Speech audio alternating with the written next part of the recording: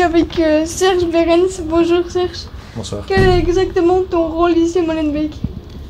Je suis le manager général, c'est-à-dire que j'entoure, je fais tout ce que Thierry n'a plus le temps de faire parce qu'il a énormément de boulot. Il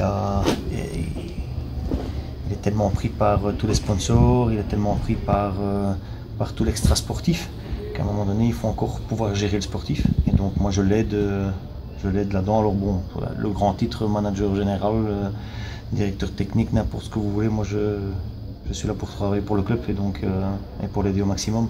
Donc un titre, j'ai pas vraiment un titre pour pouvoir en parler. Je fais de mon mieux, je fais les transferts, j'aide des transferts, j'aide tout le sportif. Avec les jeunes aussi. Quand on a une ligne de conduite à gérer avec l'école des jeunes, on travaille en partenariat avec l'école des jeunes aussi. Donc voilà, je suis le lien de tout ça. Comment se passe une saison pour toi par rapport à ton métier? Tu connais mon métier, je suis sapeur-pompier professionnel, donc j'ai la chance d'avoir un horaire qui me permette de pouvoir jumeler les deux. Mais parfois c'est fatigant. C'est clair que là pour le moment on est dans une grosse dynamique avec le club, puisqu'on a, tu as vu les business, on a tout retapé. Le président, on est ici nuit et jour, quasi, très tôt le matin, très tard le soir. On devait tout préparer pour aujourd'hui. C'était important que tout soit prêt.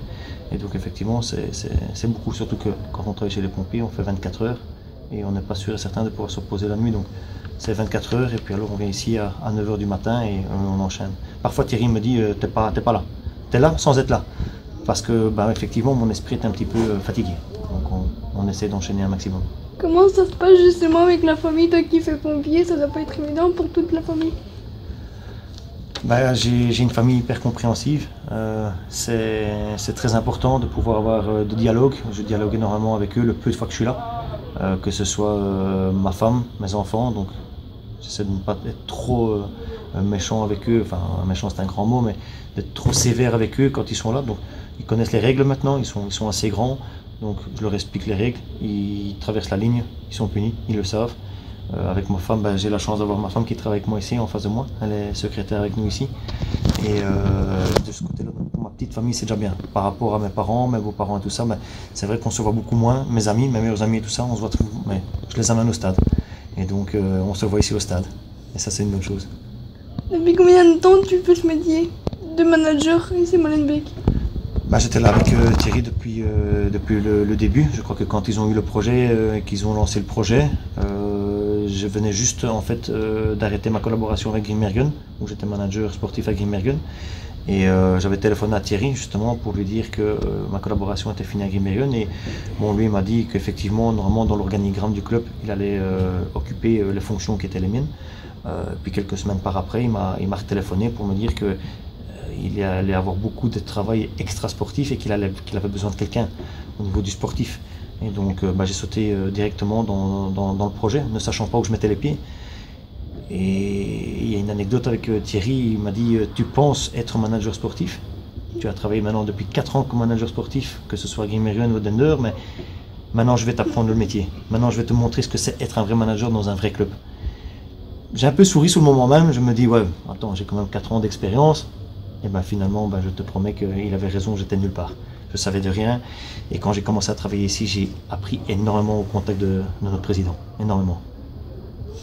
Quel est le prochain objectif du club? Le prochain objectif du club, on est occupé donc avec Thierry à structurer au niveau interne le club, parce que on grandit. Pour l'instant, il n'y a pas beaucoup de monde pour mettre une dynamique, on va dire, là-dedans. On n'est pas, encore une fois, comme je t'ai expliqué, le président est là à 7 h du matin avec sa femme, que ce soit moi aussi, ma femme. On a un commercial maintenant. On commence tout doucement à se structurer. On a engagé des gens récemment, justement, pour pouvoir justement aller... des gens, on a engagé, façon de parler, c'est qu'ils veulent venir nous aider dans cette dynamique. Et ça, c'est super important sur différents facteurs, que ce soit le social qui est très important pour le club, comme tu le sais. Donc on doit engager des personnes qui puissent être là et nous aider. On ne sait pas gérer un club à notre niveau à 3 ou 4 personnes, c'est impossible. Je parle au quotidien parce qu'il y a le comité qui est là, mais le comité, on a des personnes dans le comité qui ont difficile d'être là tous les jours. Hein. Ils ont un boulot aussi qui leur demande d'être présents tous les jours, donc c'est difficile pour eux d'être là au club quotidiennement. Mais nous, on est là pour ça. Le club a vraiment envie de grandir. On voit votre objectif est encore de monter en D1. À terme, oui. Maintenant, cette saison-ci, on vise effectivement peut-être le top 4, top 5, oui, parce que on est le WDM. Bon, maintenant, effectivement, on va être, comme la saison passée, un nouveau club qui vient juste de monter. On a une bonne stabilité, ça c'est certain. On a des bons joueurs, mais je pense que cette saison-ci en D1 amateur par rapport à la D1 passée, ça va être un peu plus fort cette année avec Serein, avec Alost, avec Liège. Ils se renforcent tous, Danz, Knock, ils se renforcent tous. Donc je pense que cette saison, ça va être beaucoup plus compliqué que la saison passée. Quels sont les nouveaux... Enfin, comment ça se passe pour les nouveaux transferts pour la nouvelle saison?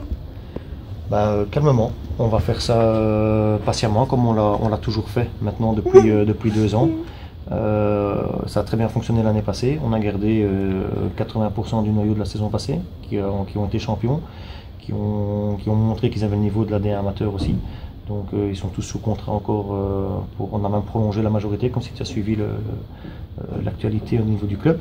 Et on fait des transferts, comme tu as vu, on a des transferts entrants. Ce sont des joueurs qu'on a scoutés, qu'on a bien gardés, qu'on sait qu'ils vont apporter leur pierre à l'édifice pour les objectifs qui sont les nôtres, d'arriver dans ce top 4, top 5.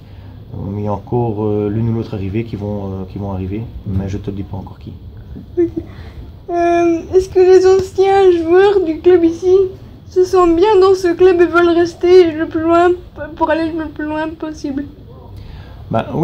Oui, parce que c'est pas toujours gai non plus d'avoir une discussion avec un joueur avec qui on doit lui expliquer qu'il va avoir des difficultés dans la nouvelle division dans laquelle on est, en expliquant qu'il y a de la concurrence qui va arriver et qui va peut-être avoir moins de chance d'un joueur qui a beaucoup joué, n'est pas sûr d'avoir sa place la saison d'après. Donc il faut pouvoir lui expliquer, être franc avec lui en disant on te garde, parce qu'on tu as montré que tu avais le niveau, mais on va amener des renforts. Et alors il y a des joueurs qui décident si oui ou non ils sont prêts à avoir de la concurrence à leur poste. C'est pas toujours facile à accepter pour un joueur et c'est encore moins difficile à moi d'entendre un joueur me dire finalement je vais pas rester parce que j'ai d'autres propositions et que je préfère être sûr de jouer et d'aller ailleurs. Donc du coup ça me fait mal au cœur parce que c'est comme des enfants pour moi, donc c'est difficile. Par exemple, Rivituso qui a décidé d'aller jouer à Eppingen. Oui, Rivituso est une grosse perte humaine. Parce qu'il était là depuis le premier jour du projet, comme moi et comme d'autres. Et prendre congé d'un garçon comme lui, qui effectivement n'a pas eu facile la première saison, hein, il s'est blessé, il a eu ses croisés. La deuxième année qu'il était là, il s'est battu avec des petits bobos, parce qu'on n'est pas professionnel, donc au niveau revalidation, ça se passe moins rapidement que dans un club professionnel. Donc la deuxième saison, il a enchaîné les petits bobos. L'année passée, il a enchaîné des très bons matchs. On a fait un turnover sur les joueurs. Il a apporté sa pierre à l'édifice. Donc ça fait 3 ans qu'il est là. Donc on s'attache, bien sûr qu'on s'attache. Et le fait qu'il parte et qu'il décide, justement dans cette discussion, il y a des concurrents qui vont arriver, tu n'es pas sûr de pouvoir jouer. Ensemble, on a décidé, et lui aussi, en âme et conscience, de se dire c'est une saison où je dois jouer. Mais on prête, on ne le laisse pas partir, on l'a prêté 1 an. Donc voilà, effectivement il va à Eppingen, mais on va continuer à le suivre, comme on a toujours suivi tous nos joueurs, comme tous ceux de la première année, on sait où est-ce qu'ils sont, ce qu'ils font, comment ils évoluent, parce que on ne laisse pas, c'est la famille. Une fois qu'on rentre dans ce club-ci, c'est la famille, donc on continue à les suivre et on continue à prendre de leurs nouvelles. C'est pas peut-être à eux directement, mais c'est via les responsables des clubs dans lesquels ils sont, choses qui ne sont pas forcément toujours au courant. Et vu qu'il est prêté, est-ce qu'il va revenir plus fort mentalement, vous pensez? C'est le but. C'est le but qu'il enchaîne les matchs. Il est tombé dans un club qui avait vraiment envie de lui. C'est quelque chose qui est bon pour lui. Donc il doit enchaîner les matchs parce que Rivituso a son écolage à Anderlecht, comme tu le sais. Il a été international chez les jeunes. Il est parti jouer pro en Italie. Donc c'est un garçon qui a énormément de qualité. Il est hyper polyvalent. Maintenant, effectivement, il doit enchaîner les matchs, lui, pour revenir à son niveau à lui. Et son niveau qui était le sien avant d'arriver à RWDM. Le niveau qui était le sien au moment où il s'est blessé, parce que je crois qu'on sait tous comment il était avant de se blesser. Et ça, c'est pour lui une saison qu'on lui souhaite la meilleure possible, parce qu'effectivement, on compte sur lui qu'il revienne plus fort que quand il est parti. c'est le but. Le fait de monter en D1 amateur change beaucoup de choses pour le club par rapport à l'organisation, par rapport aux supporters, toutes ces choses-là. Ah, bien sûr, on rentre maintenant on a dû rentrer d'abord une première chose, une licence, hein, c'était obligatoire. Cette licence reprenait presque 400 pages. On a dû mettre le stade en conformité aussi. Maintenant, effectivement, il y a des nouvelles règles au niveau des supporters aussi. Tout ce qui est fumigène, tout ce qui est des choses qui étaient permises en D2 et en D3 amateur ne seront plus acceptées au niveau sécurité. C'est dommage parce qu'au niveau ambiance, surtout chez nous avec nos fanatiques, et même je pense que c'est dans tous les stades comme ça, je pense qu'on bride un petit peu une ambiance de club. Où tout le monde doit rester assis, où tout le monde doit un peu chanter, mais assis, c'est pas toujours la même chose, c'est pas la même ferveur. Mais malheureusement, voilà, on doit s'y atteler, on doit se mettre au niveau qu'on nous demande de faire au niveau sécurité. Et c'est pas plaisant, ça c'est certain, mais on doit passer par là. Je pense que tous les supporters aimeraient de nouveau arriver le plus rapidement possible en D1B, voire en D1A. Ça demande effectivement des adaptations à notre niveau, au niveau du club, au niveau du comité, au niveau de la structure, mais ça demande aussi une adaptation au niveau de nos supporters. Je sais que c'est pas facile à accepter parce qu'effectivement pendant 3 ans on a vécu des choses magiques que je crois que personne ne pourra jamais vivre et c'est bien dommage, mais malheureusement il faudra passer par là si on veut arriver à terme au professionnalisme et arriver avec des affiches comme aujourd'hui contre Anderlecht. Et je pense que quand on voit l'ambiance de nos supporters dans les tribunes contre Anderlecht, je pense que c'est quelque chose qu'ils aimeraient vivre le plus rapidement possible. Et avec le président, on va faire le nécessaire pour faire passer le message au niveau de nos supporters, qui sont de toute façon très, très ouverts parce qu'on a un très bon contact avec eux. Et alors effectivement, après il y a le côté structure. Tu as vu toutes les transformations qu'on a fait. On a dû rénover tout le stade, donc ça demande aussi beaucoup de temps, beaucoup d'énergie. Et là, on a la chance d'avoir des très bons sponsors qui nous ont aidés dans cette dynamique, parce que c'est en 5 semaines que ça s'est fait. Et ça, c'est impayable. Il n'y a pas de prix d'avoir des sponsors comme ça, d'avoir des supporters comme ça, aussi ouverts à la discussion pour pouvoir nous aider justement à grandir le plus rapidement possible. Et ça, c'est tout le monde. Et comme j'ai dit, c'est une famille. Et dans une famille, parfois, il y a des heurts, parfois on s'engueule, parfois, mais on va tous dans la même direction. Si je ne me trompe pas, il y a quelques jours, même quelques semaines, vous avez remis la lettre de Raymond Goutal sur sa tribune. C'était une volonté de votre part? Oui, je pense qu'au niveau culturel, c'était important de commémorer Raymond. C'est une tribune qui s'appelle Raymond Goethals. Donc effectivement, il fallait que déjà les 4 lettres magiques du RWDM sont revenues sur le devant de la scène. Il était temps qu'on remette effectivement les lettres de Raymond bien en évidence sur la tribune. En plus de ça, on a travaillé avec des gens pour justement refaire un espace Goethals dont tu as entendu parler, dont tu as vu.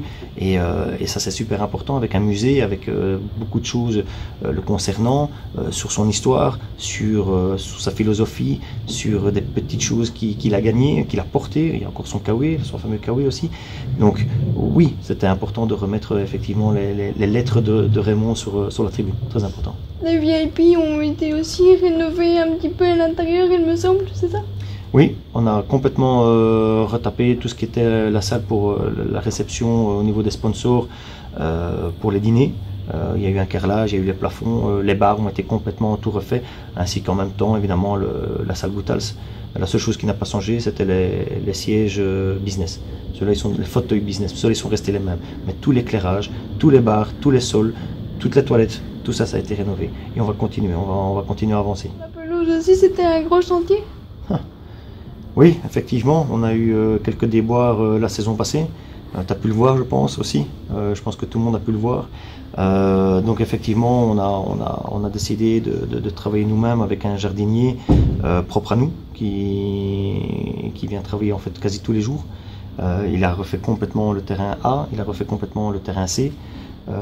C'est lui qui va s'occuper de tout le stade au niveau de l'entretien, tous les abords, l'entretien du terrain C, l'entretien du terrain A. Comme tu as pu le remarquer, c'était comme on dit chez nous dans le jargon, c'était une galette. Je pense que Anderlecht doit un petit peu nous en vouloir et être un petit peu jaloux du terrain qu'on a. Ça a été travaillé, ça a été un travail de titan, et quand je dis un terrain de titan, c'est pour le terrain de foot, c'était pour le C aussi, pour les abords, tous les abords, mais ça a été aussi en interne avec tous les travaux qui ont été faits, sur 5 semaines de temps, donc c'est énorme, donc c'était un gros boulot. Serge pour l'interview et bonne saison à toi. Merci pour l'interview, Axel, c'était vraiment un grand plaisir. Et j'enjoins tous les supporters qui ne l'ont pas encore fait de se joindre au REDM on Fire de notre cher ami Axel. Et on le fait. Come on Molenbeek!